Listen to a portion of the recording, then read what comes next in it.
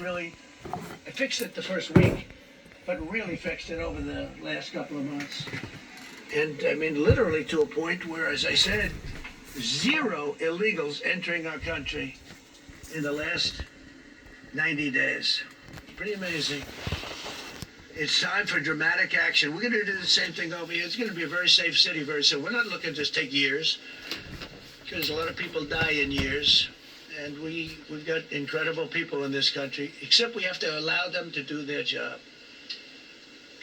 And that we will deliver like nobody's ever delivered before. I actually think it's easy. You know, if you're competent, it's easy. If you're incompetent, it's impossible. But I'm very competent.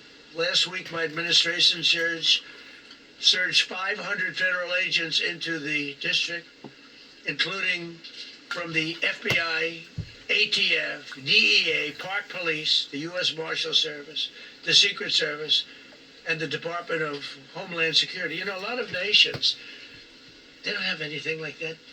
They got some police, and they're rough police. They don't have DEA, ATF, FBI, Park Police, U.S. Marshal Service, Secret Service, Department of Homeland Security. They got some police, but they're rough police, and they do their job. They don't have crime. We're not going to have crime either. They made dozens of arrests, and that's what starts to happen. Again, cashless bail. Watch what we do with that. Today, we're formally declaring a public safety emergency. This is an emergency. This is a tragic emergency. And it's embarrassing for me to be up here. You know, I'm going to see Putin. I'm going to Russia on Friday. I don't like being up here talking about how unsafe and how dirty and disgusting this once beautiful capital was, with graffiti all over the walls. It's another part of it, by the way, because we're talking about safety, but we're also talking about beautification. We're the most beautiful, potentially, capital in the world. We always had. But people come from Iowa, they come from Indiana, they come and then they get mugged. Not going to happen. Keep coming, because by the time you get your trip set, it's going to be safe again, and it's going to be clean very quickly. We're going to replace the medians that are falling down all over the roads. We're going to replace the potholes. We're going to put a nice new coat of asphalt over the top. No, we don't have to rip the road out and spend 7 years building a new road because they cut everything. Because some designer said, well, we need a 1/4 of an inch more turn for safety reasons. No, we're going to do it right. We're going to get it done quickly. So today we're declaring public safety emergency in the District of Columbia. And Attorney General Pam Bondi, who's fantastic, is taking command of the Metropolitan Police Department as of this moment. And I'll be making the appropriate notifications to Congress and to the mayor, our new DEA administrator, who's one of the top in the country. He better be, Terry. If you're not, I'm going to get rid of you so fast. Terry Cole. Terry, thanks. Very good. We just got him. Most highly recommended person. And you'll be designated as the interim federal commissioner of the Metropolitan Police Department. Okay? And you run them tough. They're good. You have a lot of good people. You have people that shouldn't be there. You also have people that shouldn't be there. They got in there because of woke. But you have a lot of great police. And those people are the ones that want to help you. This city will no longer be a sanctuary for illegal alien criminals. We will have full, seamless, integrated cooperation at all levels of law enforcement, and we'll deploy officers across the district with an overwhelming presence. You'll have more police, and you'll be so happy, because you'll be safe. When you walk down the street, you're going to see police, or you're going to see FBI agents. We're going to have a lot of agents on the streets. You're going to have a lot of, essentially, military, and we will bring in the military if it's needed. By the way, we're going to have National Guard, but Pete Hegseth will tell you about it. We will bring in the military if needed. People say, oh, that's so terrible. He's going to bring in, it's been used many times over the years. I don't think we'll need it. I think we've got so many great people, including the people that are in the police department with proper leadership. They'll immediately begin massive enforcement operations targeting known gangs, drug dealers, and criminal networks to get them the hell off the street, maybe get them out of the country, because a lot of them came into our country illegally. They shouldn't have been allowed in. They come from Venezuela. They come from all over the world. We're going to get them the hell out. They won't be here long. But some of these people, a lot of them, are homegrown criminals. And these are bad people. These are rough people. And this is just a list of some of the people that were given to me today that were criminals removed from the D.C. streets this weekend. They were rough and tough. But we're rougher and tougher. Look at these people here. Nothing, you know. They're not going to be your local school teacher. Look at this guy. He has killed people numerous times. They're not going to be an asset. They will never be an asset to society. I don't care. I know we all want to say, oh, they're going to be rehabbed. It's not going to be rehabbed. I'm going to ask Doug Burgum to come up and say a couple of words because he's in charge, as you know. He's Interior, but he's in charge of the U.S. Park Police. And I have heard so many great things about the Park Police. They're proud of it. They've been there for a long time. Their families oftentimes grow into the roles. They love the country. They love this area. So, Doug, could you say a few words, please? Thank you, Mr. President. On behalf of the U.S. Park Police, this is the oldest federal police force in the nation. They were formed in 1791 by none other than President George Washington. They've got the awesome responsibility of protecting our nation's most sacred monuments. The National Mall, Washington Monument, Jefferson Memorial, Lincoln Memorial, Statue of Liberty, and out west, the Presidio and the Golden Gate area. These folks have tens of millions of visitors a year, the kind of people that President Trump's talking about that come from around the country and around the world to see our sacred and learn about our history and our sacred monuments. They've been doing a fantastic job, but they are so pleased, the rank and file, that President Trump is now allowing them to enforce the law. As those of you that live in the city may know, that the circles and the triangle parks that are spread throughout D.C. are actually federal park property. So the U.S. Park Police also have responsibility for that. These became littered with homeless camps under the Biden administration. All of you saw that. Since President Trump's executive order on March 27th, making D.C. safe and beautiful again, the U.S. Park Police have removed over 70 homeless camps. And President Trump also talked about beautification. They're stopping and enforcing the laws against graffiti on our monuments. They've removed over 80 specific attacks against our history with graffiti on our monuments. So they continue to do a great job, whether it's in their vehicles, on foot, or on the mounted police that you see around the National Mall. And President Trump, they thank you. The rank and file is so happy to be enforcing the law again. Thank you for your leadership, and they're excited about the announcement you're making today. Thank you. Very good. Great job you did. Thank you very much. Pete, could you say something about the military, if you would? Well, Mr. President, it's an honor to be here. And at your direction this morning, we've mobilized the D.C. National Guard. It'll be operationalized by the Secretary of the Army, Dan Driscoll, through the D.C. Guard. You will see them flowing into the streets of Washington in the coming week. At your direction as well, sir, there are other units we are prepared to bring in. Other National Guard units, other specialized units. They will be strong, they will be tough, and they will stand with their law enforcement partners. This is nothing new for DOD. As the President noted, at the border, we've got 10,000 troops down there who've been operating in defense cooperation areas, defense zones, where there's zero illegal crossings because of troops on strikers scanning the border. We've been protecting other people's borders for 20 years. It's about time we protect our own, and we're working with ICE and CBP. In Los Angeles, we did the same thing. Working with the California National Guard, working with ICE officers. ICE officers deserve to do their job and not be attacked. We will work alongside all D.C. police and federal law enforcement to ensure this city is safe, this city is beautiful, and as I always say about President Trump to the troops, he has their back. And my message to the National Guard and federal law enforcement in Washington is, we have your back as well. Be tough, be strong, we're right behind you. Thank you, Mr. President. I'm going to ask Pam, because she's now, as you heard me say, she's really in charge of a lot of what we're talking about. She's done an incredible job. People are going to start to see the fruits of her labor. And Pam, maybe you could say a few words about what we're talking about here. Sure, President.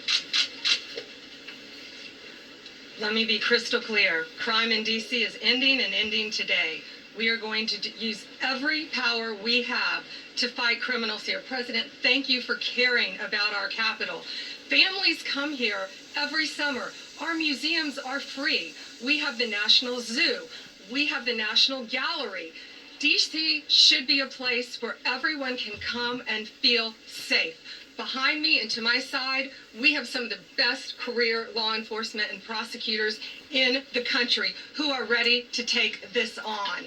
As the president said, Terry Cole is going to be supervising the Metro Police Department.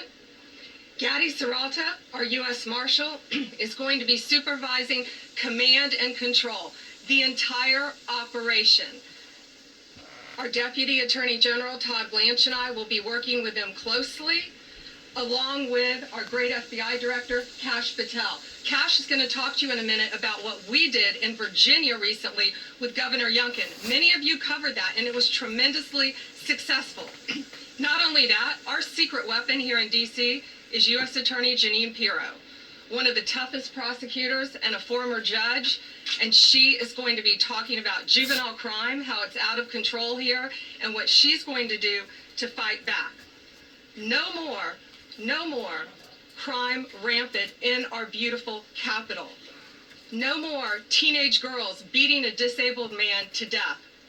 No more of that. No more drive-bys. We're going to do everything we can, and working with the ATF Director Driscoll and Commander of the Army, we're going to all work together. That's what we all do in this room. We work together, we fight. Do not underestimate one person in this room. We're going to make D.C. beautiful. We're going to make D.C. safe again.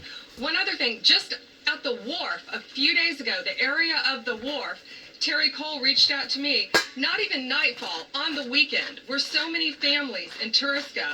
A guy's overdosing from fentanyl on a park bench. In the middle of families around, they administer Narcan and saved his life. No more of that. The President of the United States is going to clean up D.C., and we're going to be there to help him, and we're going to be successful. Thank you. Thank you, ma'am. Cash, talk about Northern Virginia. Northern Virginia, we had a big success. Thank you, Mr. President. Thank you, Attorney General Bondi, for your leadership, Deputy Attorney General, the rest of our interagency partners. Mr. President, the following is what happens when you let good cops be cops, and I just want to highlight that before I get into Northern Virginia. This year alone, under President Trump's administration, we've had over 4,000 child victims identified and found. That's a 33% increase from the same time period last year. 33% increase. We've had a seizure of 1,500 kilograms of fentanyl up to this date. That is a 25% increase since the same time period last year. And just to put it in perspective, 1,500 kilograms of fentanyl is enough to kill 115 million Americans. 115 million Americans. Cops are getting after it. The FBI has arrested 19,000 people this year alone. Thanks to President Trump's administrations, that's double than where we were this time last year. And we have also arrested 1,600 people who have committed violent acts against children. 270 of them are human traffickers of children. Mr. President, this is what happens when you have great leadership at the Attorney General with Pam Bondi, your administration's priority of protecting the homeland and protecting American citizens and protecting our children, and the murder rates are plummeting. We are now able to report that the murder rate is on track to be the lowest in U.S. history, in modern recorded U.S. history, thanks to this team behind me and President Trump's priorities. And how do we do it? And what are we going to bring to D.C.? What we did in Northern Virginia, thanks to Terry Cole and Governor Youngkin and the team, we stood up a task force out in my Northern Virginia field office, and we said, let's let good cops be cops, let's get them the intelligence and what they need, and let's get the red tape out of their way, and let's get DOJ partnered up with us to bring great prosecutions, and that's exactly what we did. In 1 month, we arrested 545 violent felons. 545 in the state of Virginia, thanks to Governor Youngkin's partnership. And that simplicity in law enforcement is what's coming to Washington, D.C. When you let good cops be cops, when you give them the intel they need, when you work with our Homeland Security Task Force, when you work with Terry and Gadi and I go way back to Miami, these guys are great leaders of their respective departments and law enforcement capacities. And when you have the DOJ and President Trump driving behind this mission, We are going to clean up Washington, D.C., and we're going to do it the right way, the lawful way, and we're going to make sure Washington, D.C. is safe again. Thank you, Mr. President. Thank you, Attorney General. Thank you very much. Thank you, Cash. So, the process begins right now. It actually started over the weekend. We confronted a lot of very bad people, but it's going to be something that will be pretty amazing to you as you watch it. And I think most of you say it's a beautiful thing to do it right. We're going to be removing homeless encampments from all over our parks, our beautiful, beautiful parks, which now a lot of people can't walk on. They're very dirty, got a lot of problems. But we've already started that. We're moving the encampments away, trying to take care of people. Some of those people, we don't know how they even got there. Some of those people are from different countries, different parts of the world. Nobody knows who they are. They have no idea, but they're there. Getting rid of the people from underpasses and public spaces from all over the city. There are many places that they can go, and we're going to help them as much as you can help. But they'll not be allowed to turn our capital into a wasteland for the world to see. The Metropolitan Police Department and the federal authorities will be supported in the effort, a really big effort, the 800 DC National Guardsmen that we'll put on, and much more if necessary, much more. You remember I said, I offered 10,000 once. Remember I said to a certain person who I thought always was highly overrated, not very competent, but I said, if you need them, we'll give you 10,000 of the military or the National Guard. They turned me down. But if necessary, we're going to move service members directly to joining the Guardsmen. And that'll take place very rapidly, and that'll be done in conjunction with Pam and with Pete and everybody else. Washington, D.C. should be one of the safest, cleanest, and most beautiful cities anywhere in the world. And we're going to make it that. We're going to make it safe. We're going to make it smart. We're going to make it beautiful, so beautiful. Some of the buildings, we're going to add to it. You see what we've done at the White House. White House is a whole different building. I do that in my part-time because it's a natural instinct as a real estate person. I was very good at that, and I was very good at fixing things up. I like fixing things up. You see what's happening. The marble floors are being reinstalled, renovated, fixed. The whole place is becoming very beautiful. We're going to be adding a magnificent ballroom, most beautiful ballroom, I think, anywhere. We need it. I would have certainly loved to have had it today. I think we would have filled it up. A lot of you are standing outside, can't get in this room. I have never seen the room like this, which tells me that you want to talk about, I mean, this was a D.C. news conference. It tells me that you want to talk about crime in D.C. and beautification of D.C., but I'm going to put that's easy. And I think, frankly, fixing the crime with the pros, fixing the crime is easy, too. A person who I've known for a long time, and she's been incredible. She was a fantastic, one of the best ever district attorneys in New York. She was in Westchester, and she became a judge, very successful judge. And then she went into show business because she was such a good DA and such a good judge, tough judge, but fair, always fair. Nobody ever complained about that, but she was tough. And because of that and her reputation, she went into show business. So a lot of people don't, they think of Janine as show business. Actually, show business was not her thing. And she did great. She was on, along with a couple of other of my friends, on the #1 show. And she did great, but this is what she loves doing. This is really her baby. What she's going to do is going to be incredible.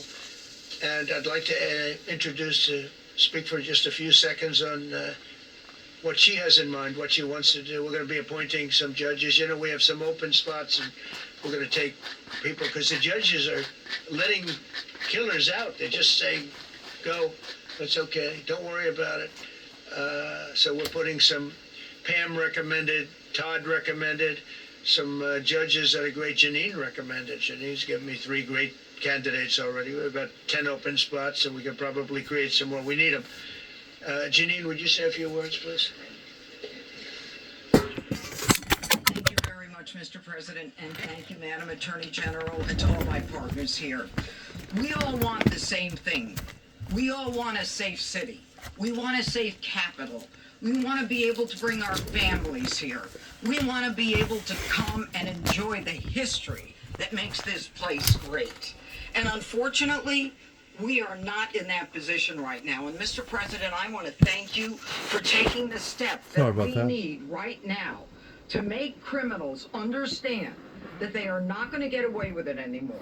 And I'm not going to stand here and go over and over the cases. But what I can tell you is this. I see too much violent crime being committed by young punks who think that they can get together in gangs and crews and beat the hell out of you or anyone else. They don't care where they are. They can be in DuPont Circle, but they know that we can't touch them. Why? Because the laws are weak. I can't touch you if you're 14, 15, 16, 17 years old and you have a gun. I convict someone of shooting another person with an illegal gun on a public bus in the chest. Intent to kill? I convict him. And you know what the judge gives him? Probation. Says you should go to college. We need to go after the DC Council and their absurd laws. We need to get rid of this concept of, no cash bail. We need to recognize that the people who matter are the law-abiding citizens. And it starts today. But it's not going to end today, because the president is going to do everything we need to do to make sure that these emboldened criminals understand we see you, we're watching you, and we're going to change the law to catch you. And my final note is this. These kids understand that the jurisdiction is through the State Attorney General, Brian Schwab. I did a poster of the young man from Doge who was beaten bloody with a severe concussion, a broken nose. And then I did a poster of what happens to those kids, because I can't arrest them, I can't prosecute them. They go to family court, and they get to do yoga and arts and crafts. Enough. It changes today. Thank you, Mr. President. You're welcome. Great job. Thank you. If I could, I just signed some executive orders. I'd like to have Will please come up and we'll let the people know what we signed. Do you want to put them down? Yes, sir. Go ahead. A short while ago in the Oval Office, President Trump signed 2 crucial executive actions to deal with the emergency crime conditions we currently face in the District of Columbia. The first of these was an executive order, as President Trump said before, invoking his powers under Section 40 of the Home Rule Act to take federal control of the D.C. Metropolitan Police Department. Along with that executive order, President Trump signed the statutorily required notification letters to Mayor Bowser and to the relevant House and Senate committee leaders. The second major executive action that President Trump signed was a presidential memorandum directing the Secretary of Defense to utilize the National Guard to address the conditions we see on our streets here in D.C. It also authorized the Secretary of Defense to work with state governors to utilize their National Guard units if necessary as well. These are bold, decisive steps intended to combat the out-of-control crime conditions we've seen on D.C.'s streets for far too long, and I, for one, am deeply proud to be part of an administration that's finally coming to terms with these issues, sir. Thank you very much. Sir. Thank you. So, just to conclude, Washington, D.C. should be one of the safest, cleanest, most beautiful places anywhere in the world. It was years ago. We had one problem that was a pretty big problem. The radical left got out of control and they started trying to rip down statues, and I said, let's go pass the law real fast. We're going to do it real fast, but we were blocked by the Democrats who do not want safety. Nobody gets it. I don't get it. They don't get it because they can't get votes. I don't know how they can win an election with this, but they don't want safety. And I found an old statute, very old, early 1900s, that said if you so much as touch or even think about destroying a statue or a monument in Washington, D.C., you go to jail for 10 years with no probation, no anything. In other words, slightly different than we have today. Today we have cashless bail. There you get jailed 10 years. No curtailed sentence, 10 years. And we took it out. Nobody used it. It was never used because, it's harsh. And you remember they started to rip down the statue of Abraham Lincoln. I said, that's a tough one to rip down. He was pretty good, Pam. I think he was pretty good. When the ropes started going around Abraham Lincoln to pull him down, Andrew Jackson, others, and they were heading to the Jefferson Memorial, Thomas Jefferson. I'm going to do a big number there. I said, it's time. And I signed that statute immediately. We had it updated, made it use the same language, all passed by Congress. And I announced it's 10 years in jail, no probation, no anything, 10 years, no curtail sentence if you touch, so much as touch a statue in Washington, D.C. And Phone keeps falling. Sorry about that. Sight. Everybody just left. The ropes were hanging around Andrew Jackson, and there were 2 ropes around Abraham Lincoln. They left the rope, but everybody just left. And that was the last problem we ever had. You know, that was the last problem that we ever had with the statues. They were going wild, and somebody came to me and said, sir, in 1910, I don't want to give you an exact, because you'll say, Donald Trump gave us wrong dates around like early on. You know, if I'm slightly off. We're going to turn this off for right now. And I'm going to go outside here and try to finish this off real quick regarding what's been going on and what is going on.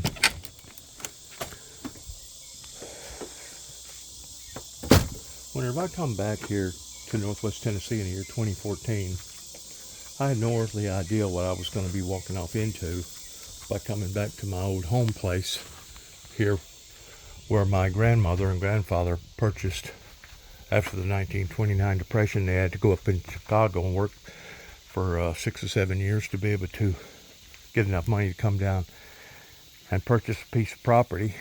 But whenever I come back down here, I had no earthly idea in the forces of evil that I was going to be confronting with, that I had to confront with. But not only did I have to confront with these forces of evil, but also my youngest brother, David Jeffrey Jackson, also had to confront the same thing. It's really, really bad whenever it comes to anti-Semitism of the people that is set around and conjured up ideals and conjured up thoughts and trying to put the good people into a category of being a monster while they themselves was the monsters. It's really, really sad that the judges and the DAs and the public prosecutors and people that's associated with supposedly maintaining our safety would give in to such disparities as this, but they did, and they have. And this is what has caused such of a tremendous hardship upon to the American people. You know, there was a time whenever China faced off on serious problems pertaining to opium.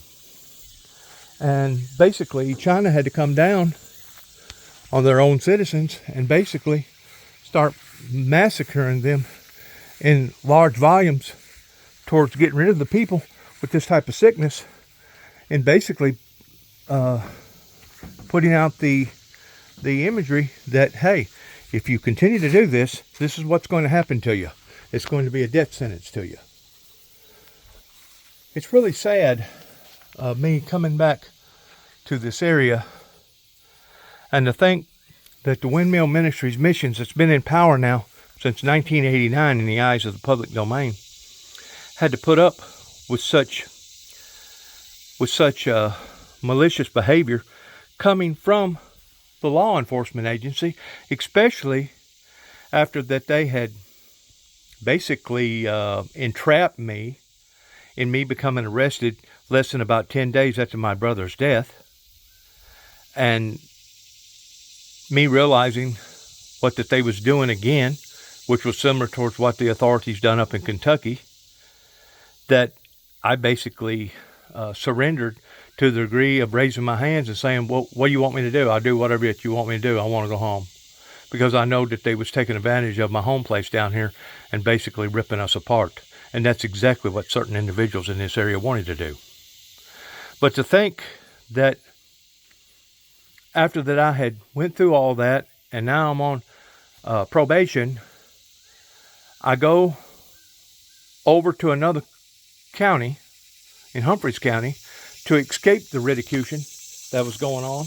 And this right here was still happening to me regarding people vandalizing our property, not just once, not just twice, but several times, based upon anti-Semitism, to the degree that now all of a sudden, one day, while me living up in Humphreys County, temporarily in a camper on the river, here comes my probation officer, along with a deputy, along with her supervisor, explaining to me that if I did not go to some sort of a counseling center, didn't matter where, some sort of psychiatry, and getting approval by the psychiatric ward that I was okay of being out here in the eyes of the public, that basically it would be looked upon as being a violation of probation, and they'd come out here and arrest me, and then forcibly, the same as Trigg County done up in Kentucky, to, I guess, go to a psychiatric ward and be studied again. I've already went through 3 major federal state studies. That takes about 6 months out of your life to do these things. In addition to being evaluated by another 10, 11, 12 different psychiatric doctors for no reason, basically for preaching a message of peace and love and grace and eternal love and mercy coming from our Heavenly Father. And yes, also preaching about Armageddon, preaching about the end times. But to think that I had to come back to this type of ridicule, absolutely, it's sickening to me. It's sickening in the aspect of thinking that I had to come back to this type of abuse coming from the courts here in Weakley County that didn't just start whenever Juby come back in 2014, back to Northwest Tennessee, but started years and years ago. But now it was becoming full face in what they actually thought about Juby, what they actually thought about Dennis Jackson. Whenever I hear the president make remarks about what he's talking about pertaining to crimes, and to see these type of activities going on here in America, it goes beyond shameful. It's appalling to think that we live in a land that now we have drugs and drug lords and people making money on the side in the black market to the degree that now this is occurring. I said 30 plus years ago, in which the only reason why I'm bringing this up is because they just said a while ago on the news that Donald J. Trump was debating on turning marijuana into a stage, I think 3 category to the aspect of it no longer being a federal crime in the aspect of that. I said 30 plus years ago, actually in 1983, that marijuana needed to be federalized, legalized, because it had medical benefits. But nobody wanted to listen to me. And not only did they not want to listen to me, but they turned against me to the degree that now all of a sudden I was a devil worshiper. Now all of a sudden I was a monster. The fact of the matter is, if they would have gained control over the marijuana problem that America was facing 40 plus years ago, in the beginning phases of Ronald Reagan's administration, towards harnessing it the same way that they did during the Prohibition days of harnessing the moonshiners to no longer being able to make moonshine, because the moonshining industry was open prey to not only the adults, but also the children. That if they would have harnessed that particular marijuana problem I truly believe all these other problems pertaining to meth and fentanyl and all these other things that now we're staring down the double barrels on, that we're staring down. I'm just going to give you an example pertaining to the area that I live in here in Northwest Tennessee, in Weakley County. This past weekend, I went to South Fulton to purchase some groceries, because up there you can save about 3.5–4% on purchasing groceries versus the tax table here in the state of Tennessee. And sometimes it's worth the trip towards driving up that way, depending upon whether or not I'm going to get a little supplies or a whole lot of supplies. Well, this particular night I went ahead and got quite a bit of supplies. Not a whole lot, but quite a bit. And I decided to come back through Martin and just kind of browse around, because I find it interesting that people will actually throw away stuff to some degree that others find to be very amusing or appreciative of. I call it scrapping. Going out looking. Sometimes you can stop.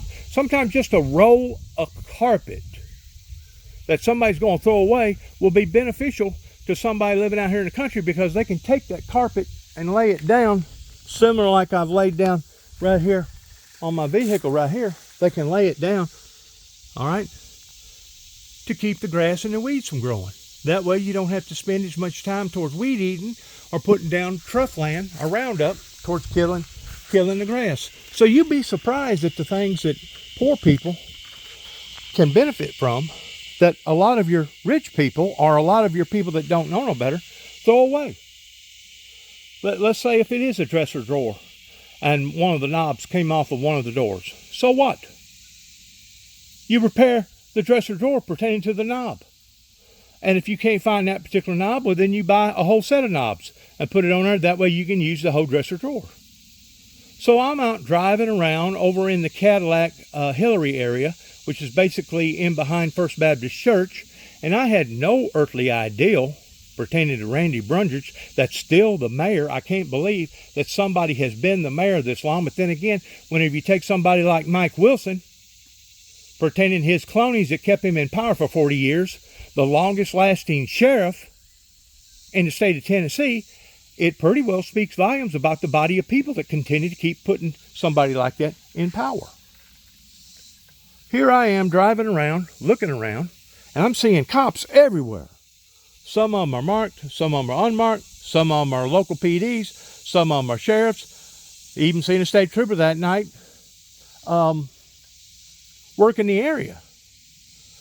And the next thing you know, I get blue lighted. Sheriff deputy gets out of the vehicle.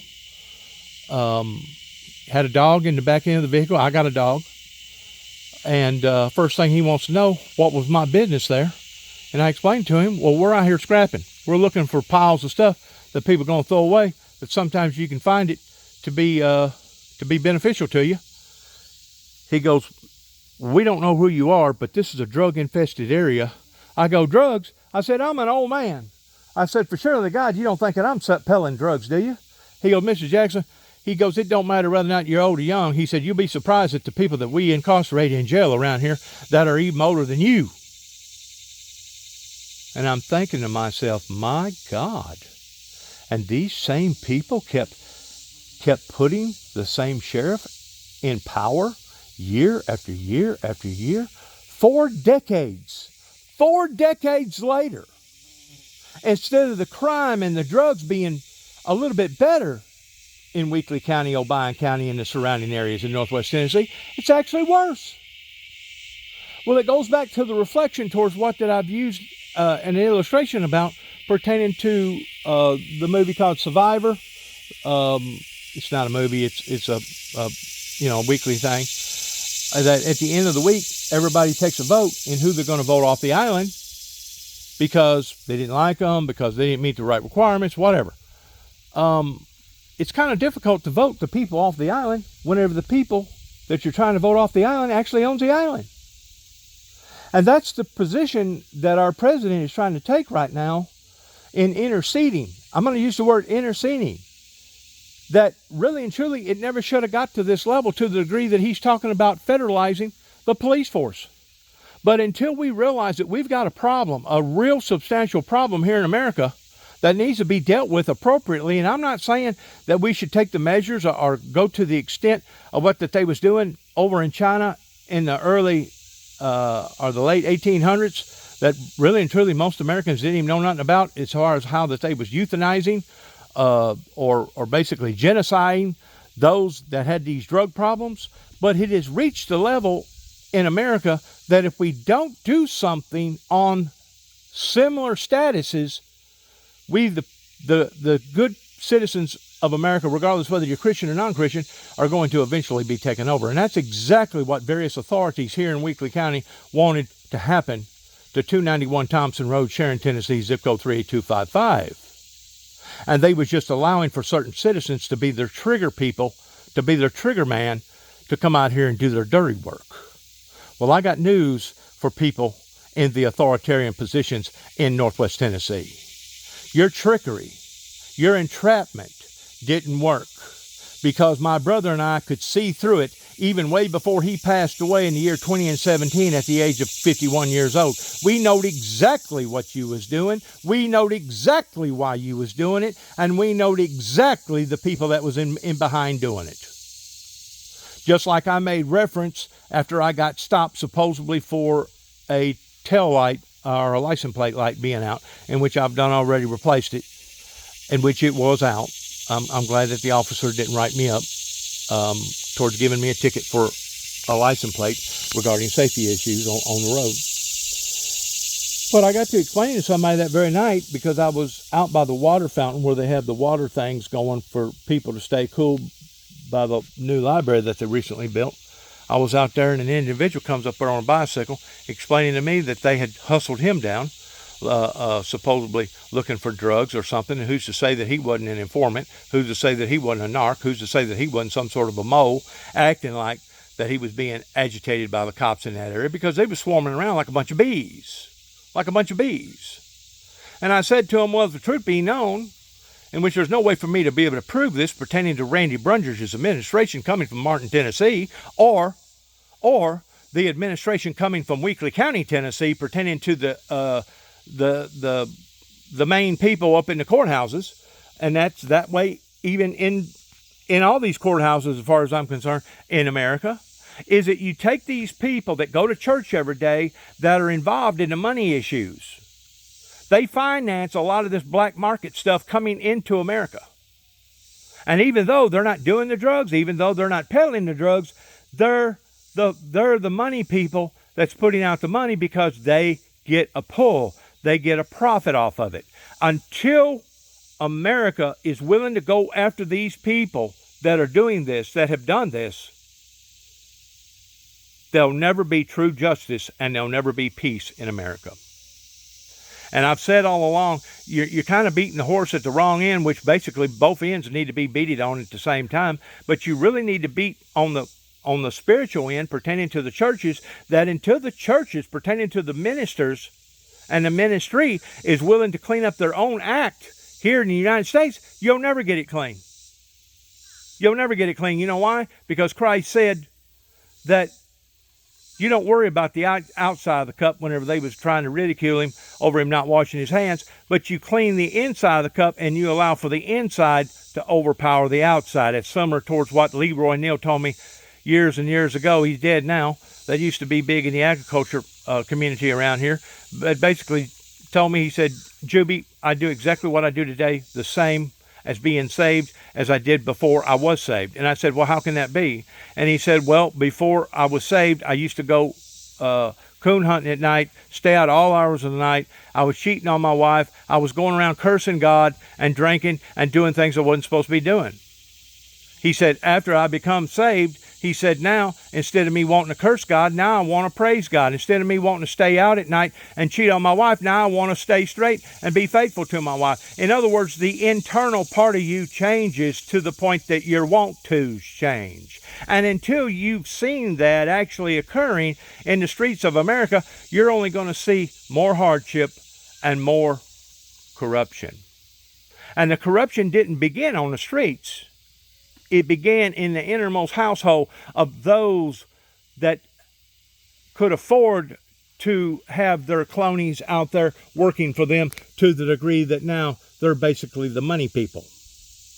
The money people that's sitting back raking it in, while others take the fall in case they do get caught with drugs or peddling drugs or whatever.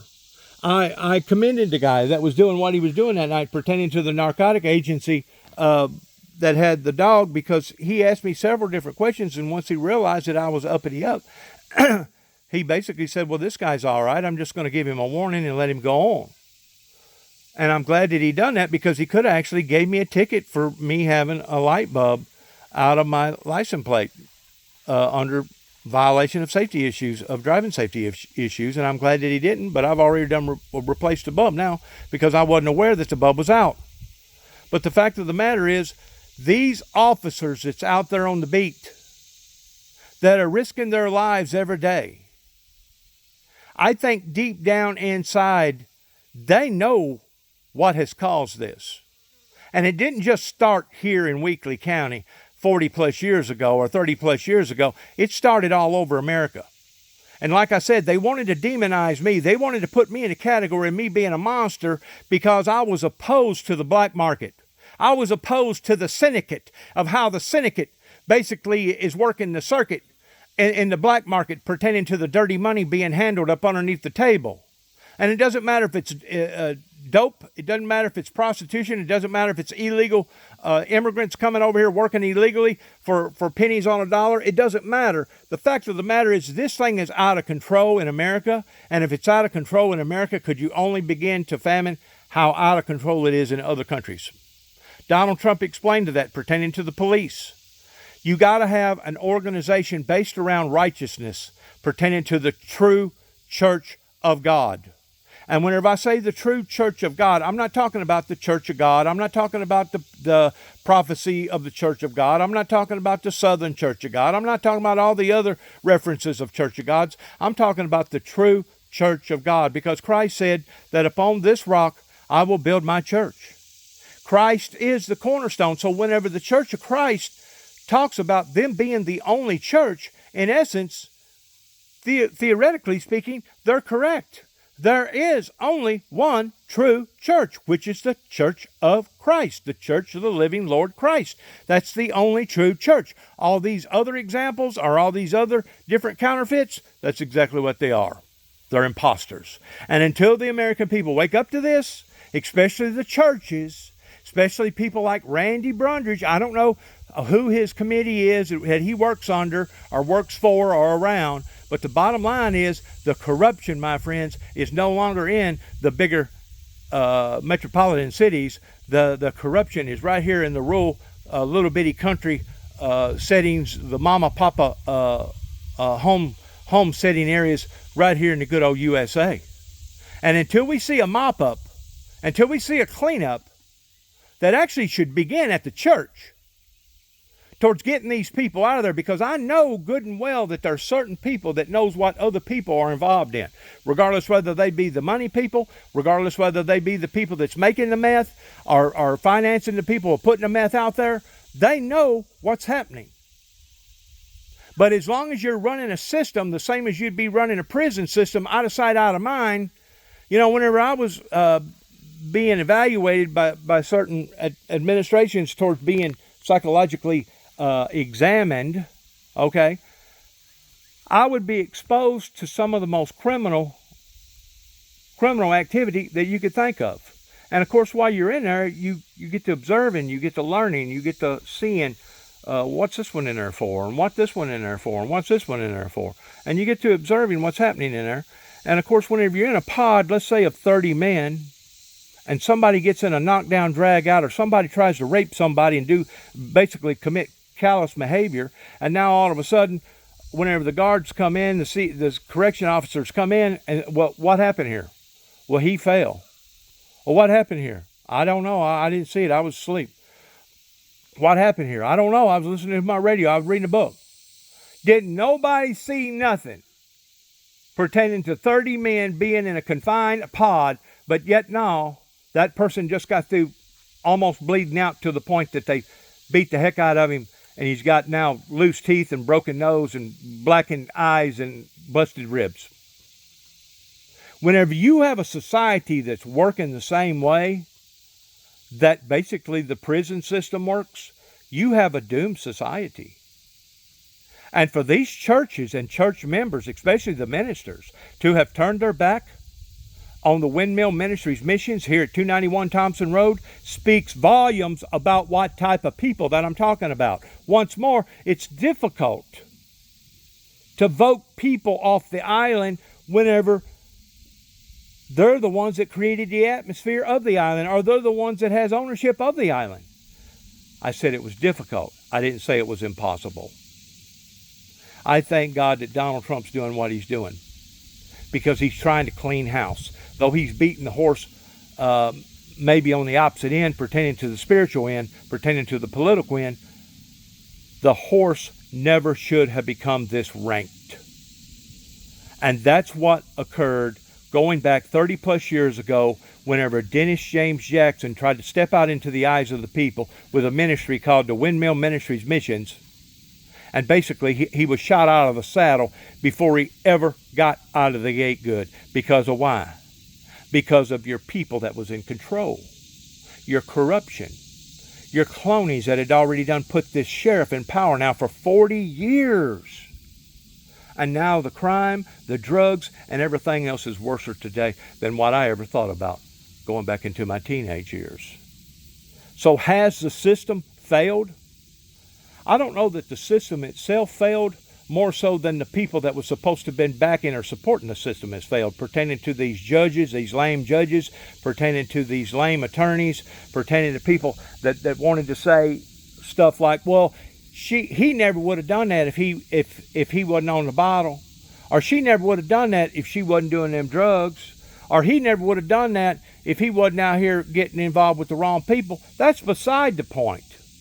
That's beside the point. And to use that as a crutch is a deception coming from the very pits of hell. Because you know good and well whether or not you can sustain yourself, or whether or not you drink 1 mixed drink, 2 mixed drinks, 5 mixed drinks, or a whole pint of whiskey.